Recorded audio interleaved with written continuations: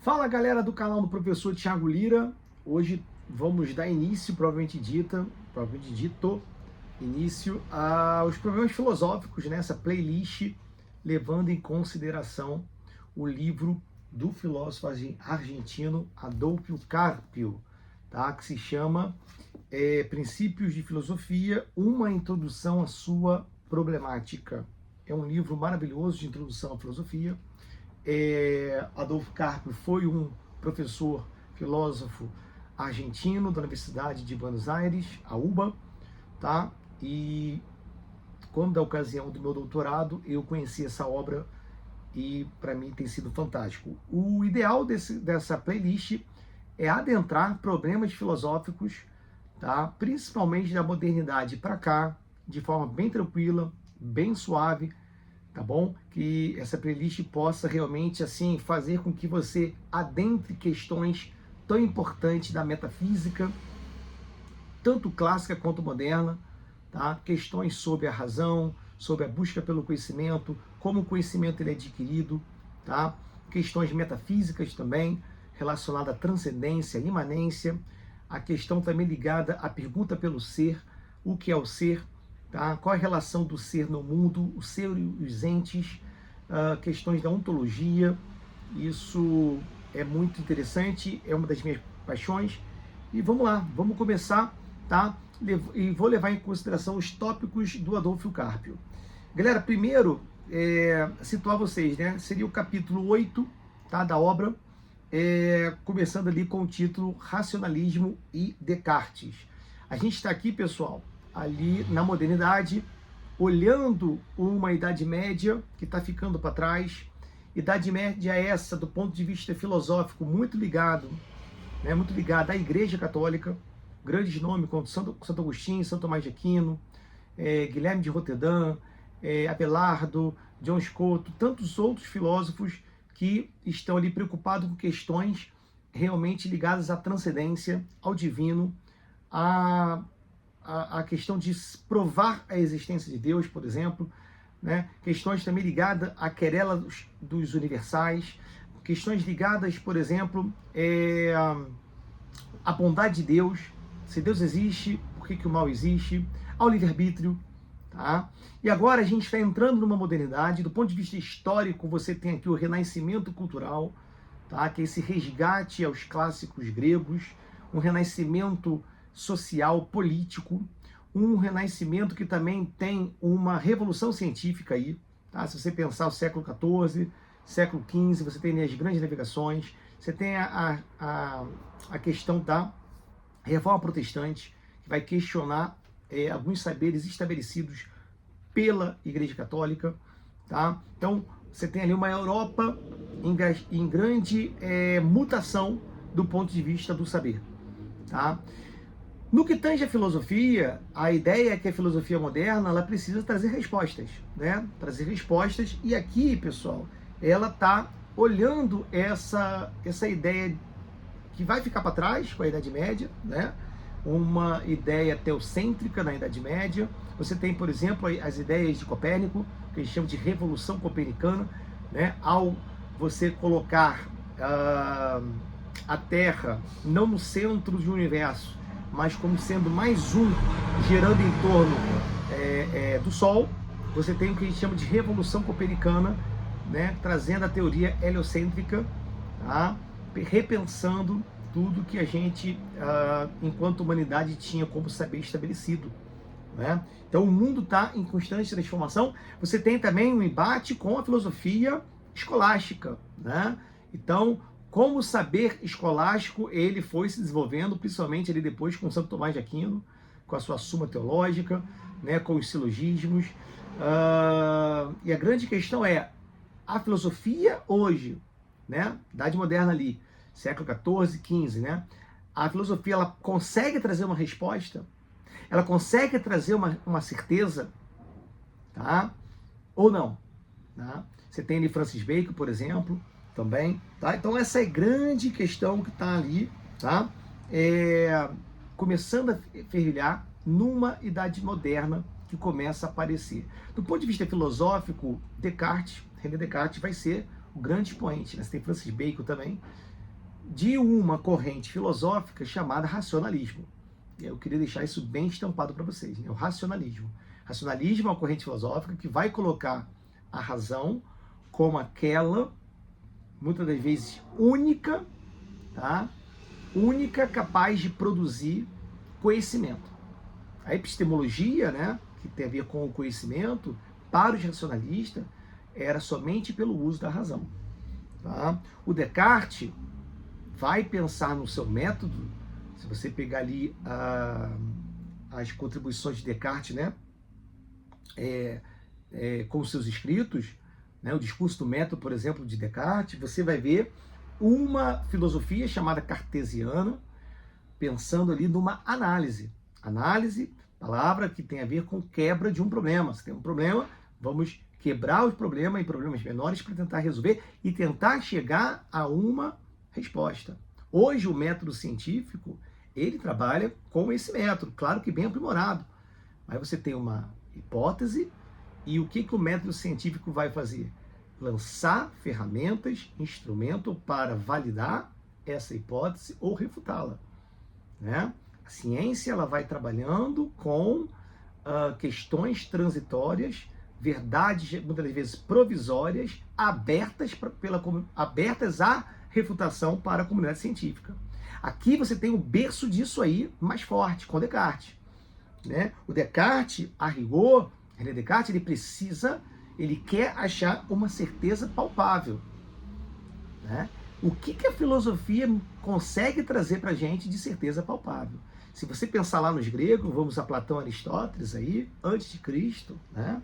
Platão, discípulo de Sócrates, ele vai propor a sua metafísica, a sua epistemologia, pensando que a realidade ao qual está à nossa volta é apenas sombra de uma realidade perfeita, né? A ideia de um mundo inteligível. E aqui seria apenas uma espécie de um arquétipo de algo, de uma ideia de bem, de uma ideia de verdade, de uma ideia de justiça, de uma perfectibilidade. Aristóteles, aluno de Platão, né, que nós já sabemos, ele vai romper um pouco com Platão ao pensar, de certa forma, em analisar a physis, a natureza, physis, palavra grega, quer dizer natureza, e sobre ela debruçar e produzir conhecimento.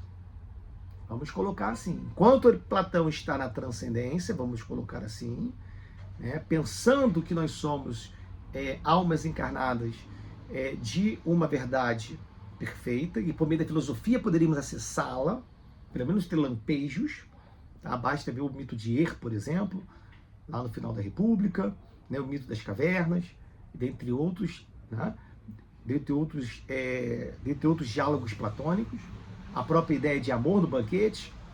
Tá?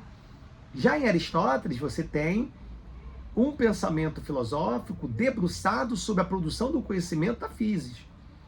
Tanto é que, na Metafísica, por exemplo, o livro de Aristóteles, você tem Aristóteles pensando todo o conhecimento produzido até o momento e sobre ele lançar luzes.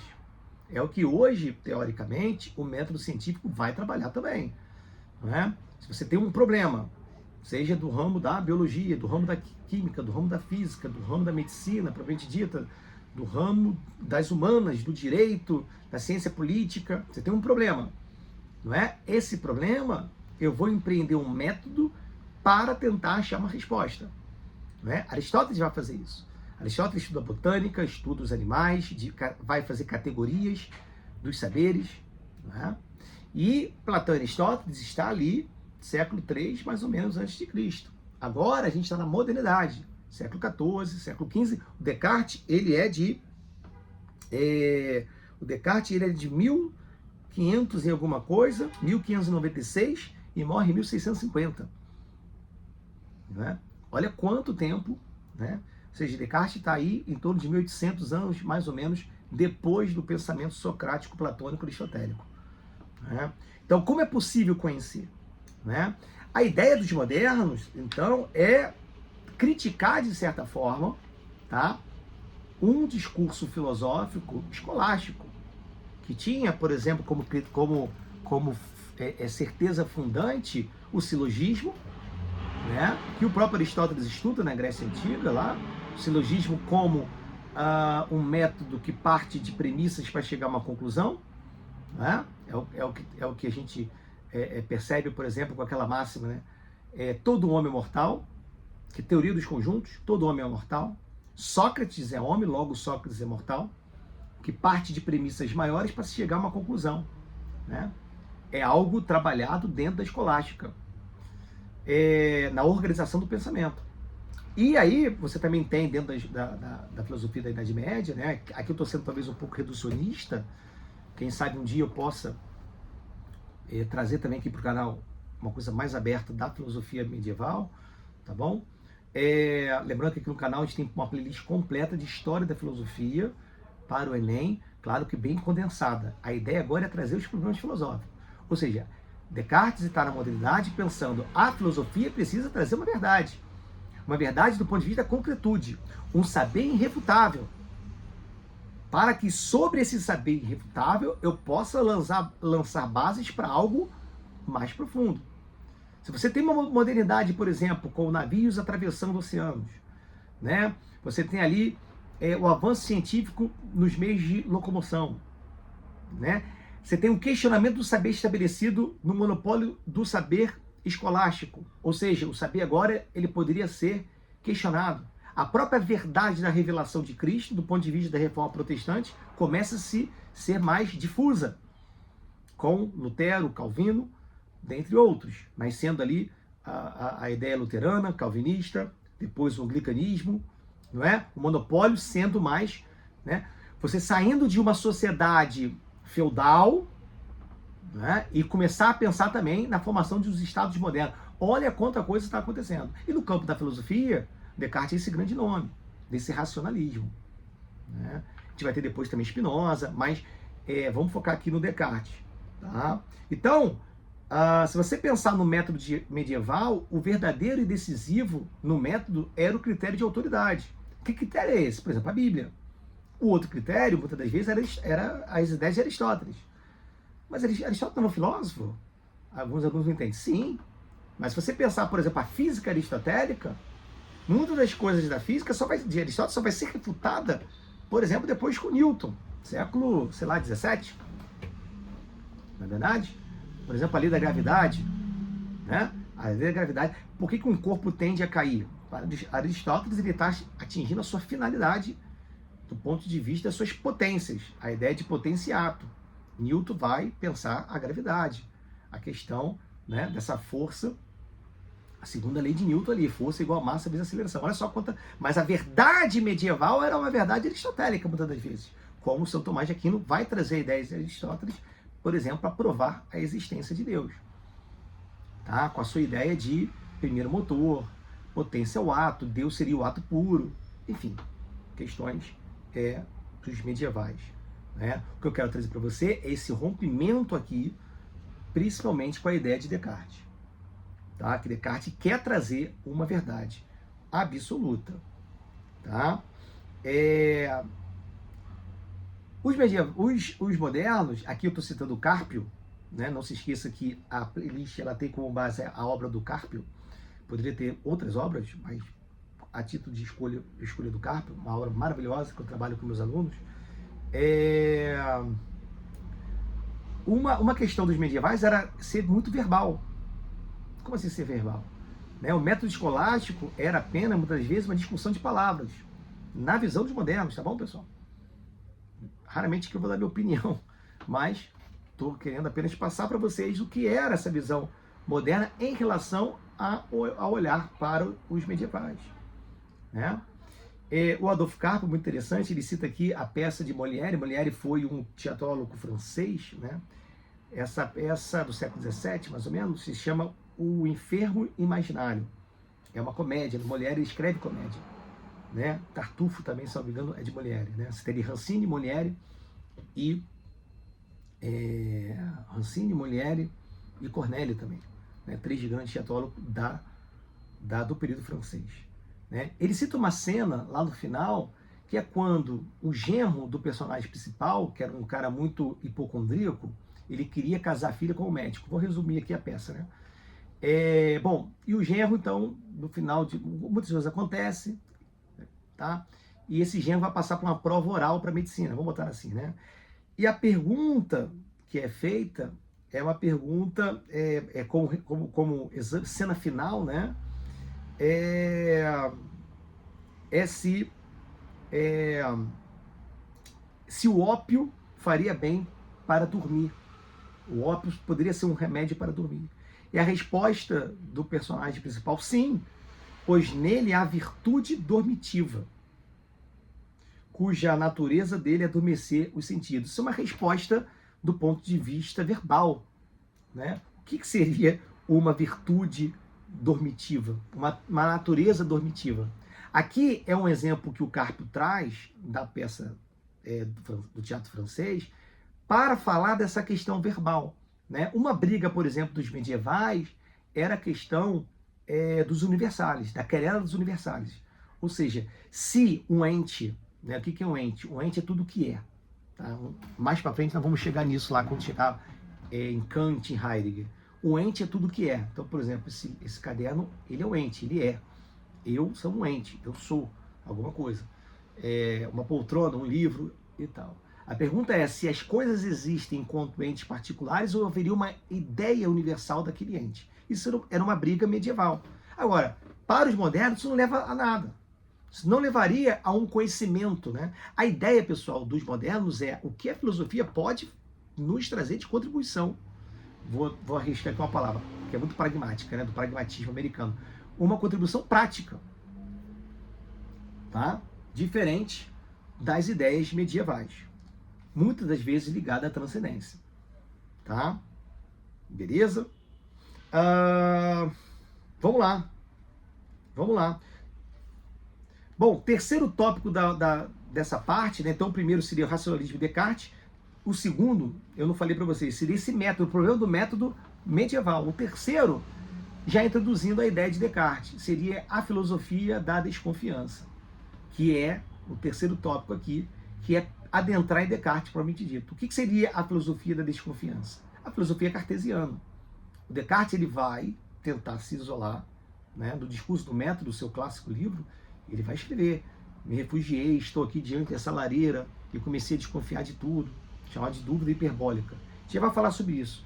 Mas a ideia, então, de Descartes era tentar, né, de forma mais tenaz, um esforço para alcançar o último fundo e o princípio das coisas. A filosofia não havia conseguido solucionar nenhum de seus problemas. Descartes buscava, então, um conhecimento absoluto, absolutamente seguro. Né? A filosofia do Descartes passa a ser uma filosofia da desconfiança, porque nós vamos ver daqui a pouco no próximo tópico. Eu vou encerrar o vídeo, mas enfim, que seria: eu vou duvidar de tudo, porque tudo que me foi passado pode ser um engano dos sentidos, tá bom? Aí já começa uma briga entre os racionalistas, que o Descartes é um grande expoente, contra os empiristas, né? Depois nós vamos ver, por exemplo, David Hume, né? O racionalismo vai dizer que a razão consegue acessar as verdades e produzir essa verdade, e os empiristas não, somente os sentidos. Quem vai tentar resolver essa bagunça é Immanuel Kant, com a sua crítica da razão pura. Tá, pessoal?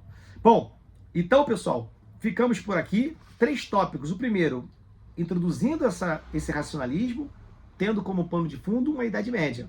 E o problema do método, que é o tópico 2, medieval. Isso aos olhos dos modernos. Tá, pessoal? E em terceiro, já introduzindo o que o Adolfo Carpo coloca no seu capítulo 8, como a filosofia da desconfiança. Então, Descartes buscava um conhecimento indubitável. Tá bom? Show? Então, fechamos aqui. Curta o vídeo, se inscreva no canal e vamos que vamos.